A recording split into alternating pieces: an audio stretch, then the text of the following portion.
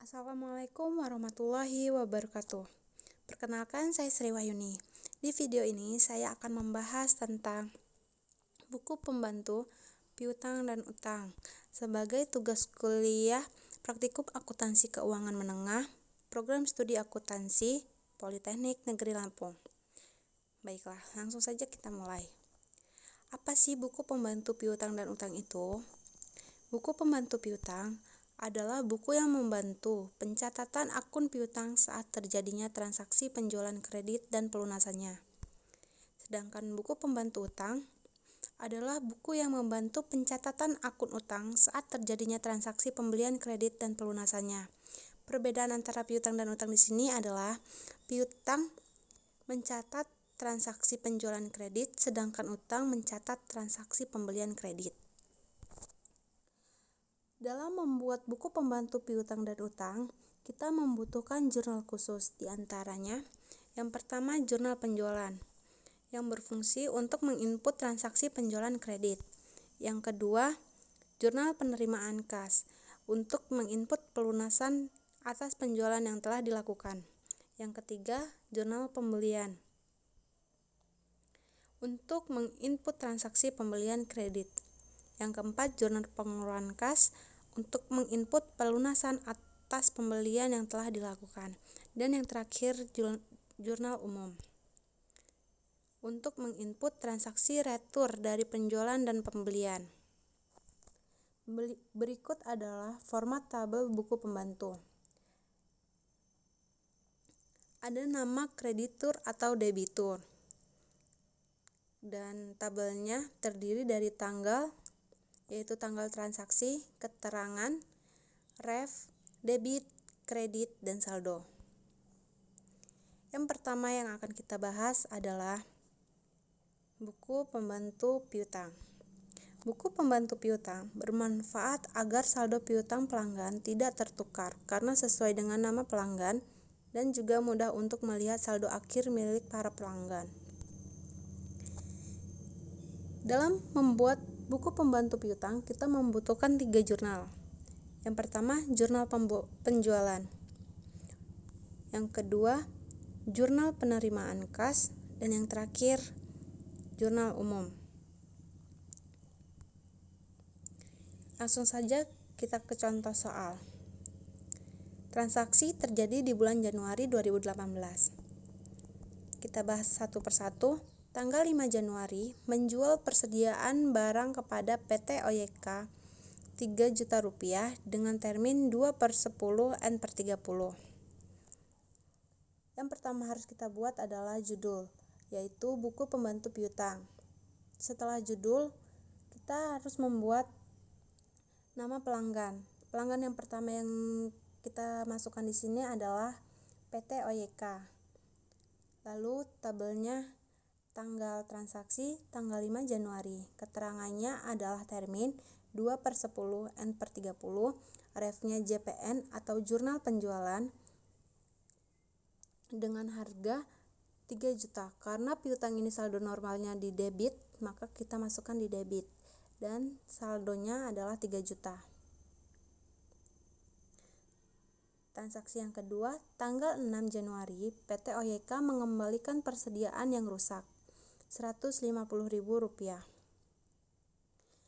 Tanggal 6 Januari, PT OYK mengembalikan adalah meretur dengan ref JU, jurnal umum. Retur itu masuk ke dalam jurnal umum karena dia mengembalikan, jadi posisinya di kredit sebesar Rp150.000 dengan saldo Rp2.850.000 atau 3 juta dikurang Rp150.000.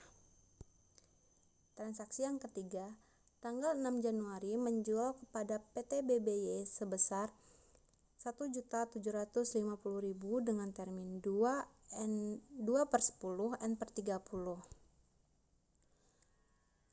Karena transaksi yang ketiga itu berbeda dengan transaksi sebelumnya, maka kita membuat nama pelanggan baru, yaitu PT BBY.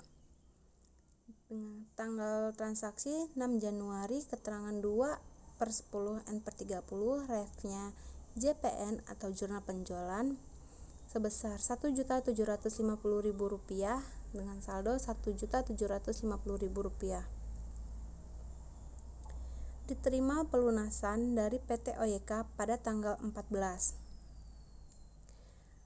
PT OYK melunasi pada tanggal 14, keterangannya pelunasan, refnya adalah JPNK atau Jurnal Penerimaan Kas, sebesar Rp2.850.000 di kredit karena dia melunasi dan sisa saldonya adalah 0. Yang terakhir, tanggal 14 PT BBY melunasi pembeliannya. Kita masuk ke PT BBY.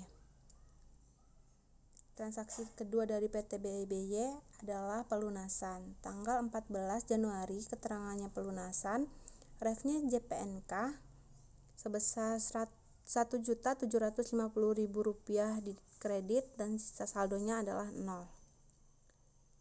Itu adalah contoh buku pembantu piutang. Sekarang kita masuk ke buku pembantu utang. Buku pembantu utang bermanfaat agar saldo utang pelanggan tidak tertukar karena sesuai dengan nama pemasok, dan juga mudah untuk melihat saldo akhir milik para pemasok. Yang dibutuhkan dalam pembuatan buku pembantu utang ada 3 jurnal, yaitu jurnal pembelian, jurnal pengeluaran kas, dan jurnal umum. Langsung ke contoh soal. Transaksi terjadi pada bulan Januari 2018. Transaksi yang pertama, tanggal 1 Januari membeli persediaan barang kepada PT AAI Rp4.250.000 dengan termin 5/10/30. Sama seperti buku pembantu piutang, kita harus membuat judulnya, yaitu buku pembantu utang. Setelah itu, nama pemasok. Karena pemasok pertama di sini adalah PT AAI, jadi kita buat PT AAI. Tabelnya sama seperti buku pembantu piutang, yaitu tanggal keterangan, ref, debit, kredit, dan saldo. Di soal tadi, tanggal 1 Januari 2018, PT AAI menjual kepada kita dengan termin 5/10/30. Refnya adalah JP atau jurnal pembelian. Karena saldo normal utang posisinya ada di kredit, jadi kita masukkan kredit Rp4.250.000 dengan saldo Rp4.250.000. Transaksi yang kedua, tanggal 2 Januari mengembalikan persediaan yang rusak Rp150.000 kepada PT AAI. Tanggal 2 Januari kita meretur kepada PT AAI. Refnya adalah jurnal umum sebesar Rp150.000 di debit dan sisa saldo adalah Rp4.100.000 karena Rp4.250.000 dikurang Rp150.000. Transaksi yang ketiga, tanggal 4 Januari membeli persediaan barang kepada PT Ion seharga Rp2.990.000 dengan termin 3/10/30. Yang kedua, PT Ion. Pemasok PT Ion. Pada tanggal 4 Januari, keterangannya adalah 3/10/30, refnya jurnal pembelian dengan harga Rp2.990.000, saldonya Rp2.990.000. Transaksi yang keempat, tanggal 8 melunasi pembelian tanggal 1. Pembelian tanggal 1 adalah pembelian kepada PT AAI. Jadi, tanggal 8 melunasi kepada PT AAI dengan ref JPK atau jurnal pengeluaran kas seharga Rp4.100.000. Saldo akhir dari PT AAI adalah 0. Yang kelima, tanggal 12 melunasi pembelian tanggal 4. Pembelian tanggal 4 adalah pembelian kepada PT Ion.